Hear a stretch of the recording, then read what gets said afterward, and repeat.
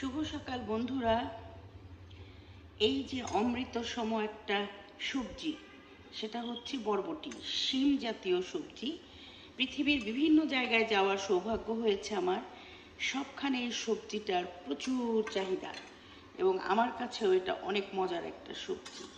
আমি আজকে এই যে রুই মাছ দিয়ে এই সবজিটার একটা ভেজা ভেজা তরকারি রান্না করছি। এই সবজিটা শুনেছি দীর্ঘায়ু হওয়ার জন্য প্রচণ্ডভাবে উপকারী একটা সবজি। এটা খেলে পরে তোমার পেট পরিষ্কার থেকে শুরু করে ভিটামিন মিনারেল সমৃদ্ধ একটা খাদ্য। পারলে সারা বছরই এই শিম জাতীয় খাবারটা খাওয়া উচিত। কারণ বিদেশের মাটিতে গিয়ে দেখেছি তারা জাস্ট একটু লবণ দিয়ে বাটার দিয়ে সতে করে তারপর ওটা খাচ্ছে। আমরা যদি এইভাবে, আমরা যেহেতু ওভাবে অভ্যস্ত না, এভাবে দিনের একটা মেনুতে এই সবজিটা রাখি, তাহলে মনে হয় আমাদের শরীর স্বাস্থ্য সব কিছুতে প্রচুর পরিমাণে প্রচুর পরিমাণে উপকারিতা আমরা পাবো।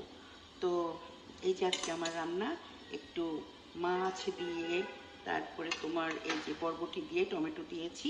এটা নামানোর আগে একটু বিলেতি ধনিয়া পাতা, যেটা শীতে শীতে তো আমরা নর্মাল ধনিয়া পাতা পাই, আর এখন বিলেতি ধনিয়া পাতা, ওটা দিয়ে নামিয়ে ফেলবো। আমার সবজির মধ্যে বরবটিটা হচ্ছে কি আমার খুব প্রিয় একটা সবজি। এটা আমি ভর্তা বানিয়ে খাই, এমন করে খাই, শর্টে করে খাই, তারপরে তোমার করে খাই, যে তোমার স্যুপ টুপে দিয়ে খাই, যে কোনো কিছুতেই যায়, চাইনিজ বলে যায়, চাইনিজ রাইসে যায়, সব কিছুতেই এই সবজিটা যায়। তো এই জন্য এই সবজিটা আমার এত প্রিয়।